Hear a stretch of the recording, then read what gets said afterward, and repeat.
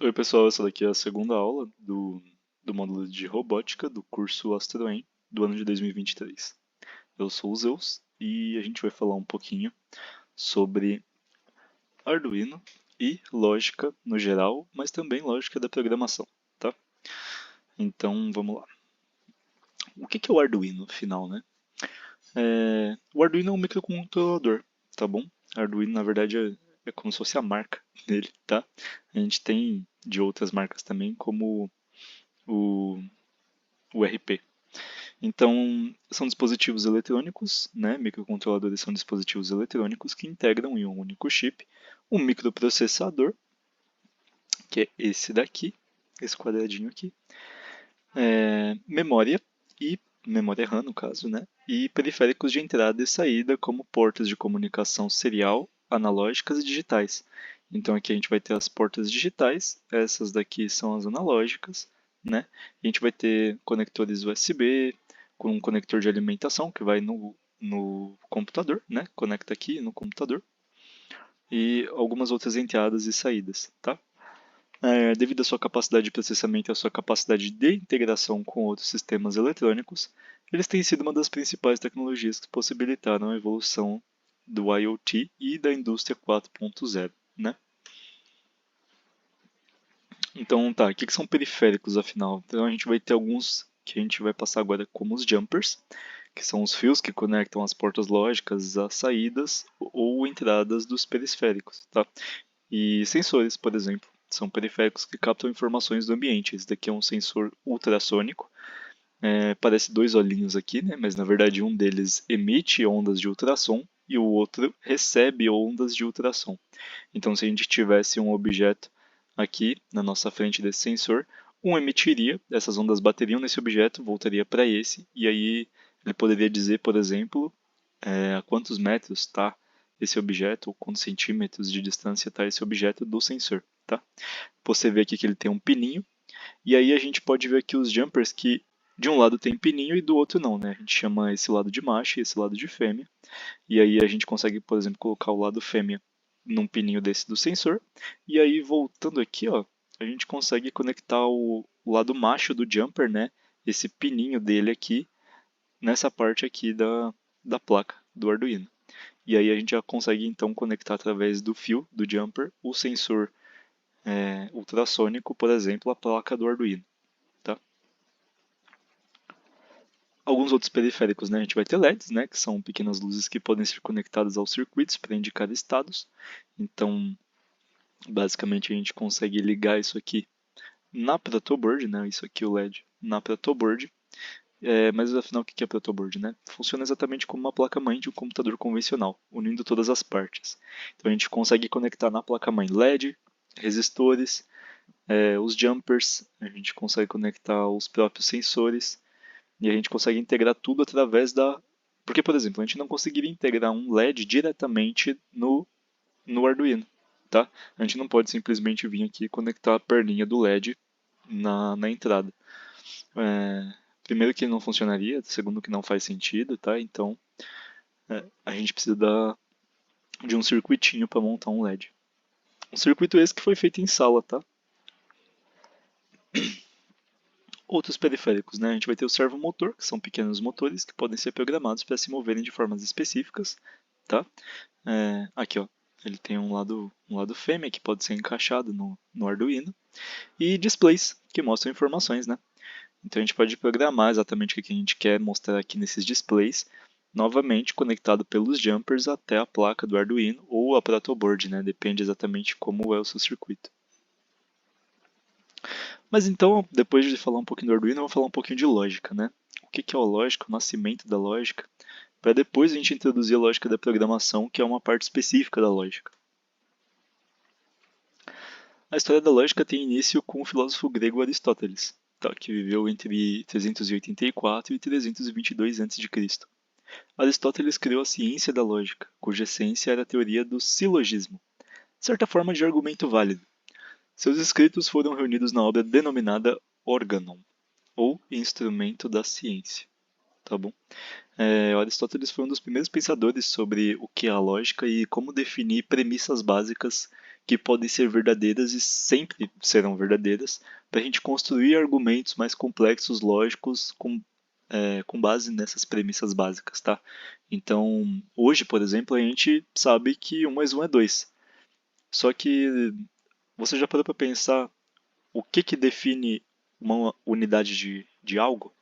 O que define uma unidade de maçã, por exemplo? Né? E por que 2 unidades de maçã ou uma unidade de maçã mais uma outra unidade de maçã é igual a 2 unidades de maçã? Parece um negócio meio básico assim, mas tem toda uma filosofia por trás do o que é o conceito de unidade, o que é o conceito de um, o que é o conceito de dois, por que 1 mais 1 é 2, né? Então a lógica serve para verificar a veracidade de proposições. Por exemplo, se estabelecemos uma proposição dizendo: se estiver calor, João tomará sorvete, e então percebemos que faz calor, podemos deduzir que o João tomou sorvete. Porém, a contrapositiva nem sempre é verdadeira. Vejamos. Se lançamos a mesma proposição inicial, ou seja, se estiver calor, João tomará sorvete, e vemos João tomando sorvete, dá para afirmarmos que está fazendo calor? A resposta é não, porque a nossa frase não compreende essa parte na qual diz que, ah, se tiver calor, necessariamente o João está tomando sorvete, entendeu? É, não é, não é uma contrapositiva verdadeira, né? Não é se, somente se. Se tivesse escrito, é, se somente se estiver calor, João tomará sorvete, aí a gente poderia, por exemplo, afirmar que se ele está tomando sorvete é porque com certeza fez calor, tá? Então, algumas coisas a se pensar, né? Qual que seria o oposto de norte? A gente pode dizer facilmente sul, claro. E o oposto de para cima, a gente pode dizer que é para baixo. Mas tem algumas coisas em comuns nessas duas afirmações que são as duas representam direções, né? Norte é uma direção, para cima é uma direção. Só que quando a gente fala, por exemplo, de números, qual que é o oposto de 2? 2 não é uma direção, né? Mas a gente pode tratar como se fosse. Se você lembrar, a reta dos números reais no plano cartesiano, né? Ele tem, vai, uma dimensão que pode ser corrida para trás ou para frente, né? Então você pode tratar ele como uma direção, sendo mais 2 a direção para a direita e o oposto menos 2 a direção para a esquerda, tá? Então, a negação e a negação com conectivos, né, sendo a negação o oposto de uma afirmação, teremos que o garoto subiu a escada se torna o garoto não subiu a escada. 2 é par se torna 2 não é par. Interessante essa afirmação, porque no caso dos números a gente só vai ter números pares ou ímpares. Então, se 2 não é par, necessariamente 2 é ímpar. Mas se não tivéssemos apenas números pares e ímpares, né? Isso, claro, é uma abstração, não existem esses tais números. Mas se não tivéssemos números pares ou ímpares, tivéssemos uma terceira opção de número, supondo, não quer dizer que porque 2 não é par, necessariamente ele seria ímpar. Ele pode ser esse outro tipo de número que acabamos de inventar, né? E aí, por último, a negação de ele não mente se torna ele mente. Claro, né? Menos com menos, tem uma regrinha da matemática que você pode lembrar. Negação com negação já dá frase. Então, volta uma positiva, ou seja, ele mente. Agora, a negação com conectivos, né? Vamos supor que você esteja fazendo aniversário hoje e dizemos que você ganhará uma casa, essa casa bonitona aqui, e um carro. Esse carro bonitão aqui, uma Lamborghini, né? Preste atenção no conectivo. Nessa frase, estamos dizendo que você vai ganhar algo e outra coisa. Ou seja, as duas coisas juntas, né?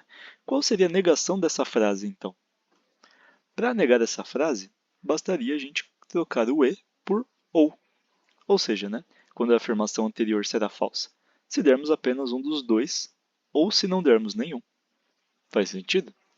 Em outras palavras, se dissemos que te daremos alguma coisa e outra coisa, sua negação será não te daremos isso ou aquilo.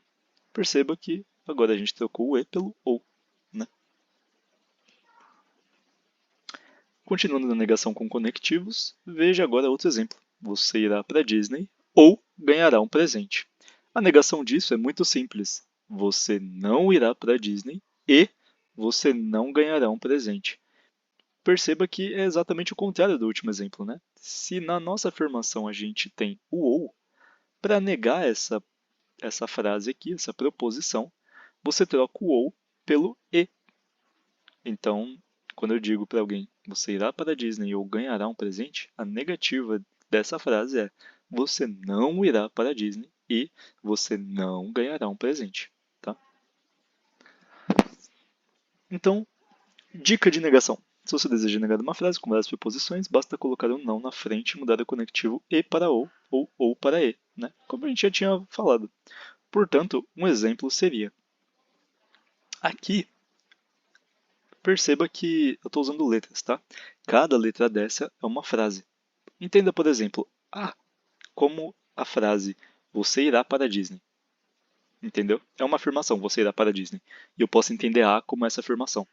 Então, A e B ou C e D, cada letra dessa representa uma afirmação. Não estamos nos preocupando exatamente com que afirmação é essa, tá? A gente só está preocupado com o sentido lógico dessa frase. Então, A e B, ou C ou D, ou não E. Com certeza essa daqui é uma afirmação bem grande. A gente usa as letras, no caso, para diminuir ela e tentar resumir. Como seria a negativa de toda essa frase aqui? Não há, ou, perceba que a gente trocou o E pelo ou não B, trocamos novamente o ou pelo e não C, e não D. Aí temos no final aqui ou não E, ou seja, e, tá? Pode parecer um pouco estranho dizer essa frase aqui agora, né? Não há ou não B, e não C, e não D, e E, mas, logicamente, ela faz total sentido, tá bom? Alguns símbolos lógicos, né? Como a gente já definiu, algumas letrinhas podem ser proposições, podem representar uma frase inteira. Quando a gente faz um estudo lógico de uma frase, a gente ainda quer melhorar isso, né? A gente não quer ficar escrevendo e, ou, não. Então a gente pode usar alguns símbolos para isso, né? Quando temos uma grande quantidade de afirmações e precisamos negá-las, podemos trocar as afirmações entre os conectivos por letras, como a gente já fez. E trocar o não por till, né? Esse acento aqui. E o e pelo acento circunflexo, ou chapeuzinho. E o ou por v, tá bom? Pela letra V. No caso, explore, ou melhor, exemplo. Negue essa afirmação. Ou seja, o que está escrito aqui, né? Segundo o que a gente definiu. Não A ou B e não A e B. Qual que seria a negação dessa frase? Então a gente coloca o til aqui fora e como se fosse uma distributiva, tá? A gente vai colocar o til para esse aqui e o til para essa daqui, tá bom? Então vamos fazer isso agora. Essa negação com essa negação acaba matando aqui, tá? E essa negação com essa negação também acaba matando aqui. Esse E vira OU, tá? E nesse caso aqui, esses internos não são mexidos, tá bom? É muito parecido com uma operação matemática. Bom, então agora a gente vai falar um pouquinho sobre a lógica da programação, tá? Bom, vamos lá. A lógica de programação é a habilidade de pensar de forma estruturada e sequencial para resolver problemas por meio da programação. É a base para a construção de algoritmos, que são conjuntos de instruções que orientam um computador a realizar uma determinada tarefa. Um algoritmo é composto por três elementos: entrada, ou input, processamento, processing, e saída, output. Todas essas palavras do inglês, tá?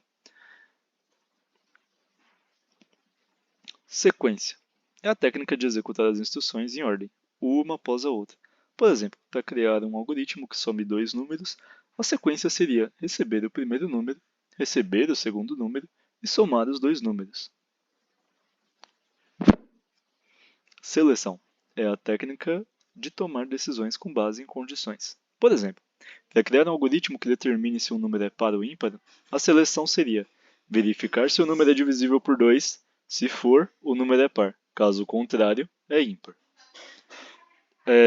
Então, repetição é a técnica de executar em um conjunto de instruções várias vezes. Por exemplo, para criar um algoritmo que calcule a média de 10 números, a repetição seria somar os 10 números e dividir o resultado por 10.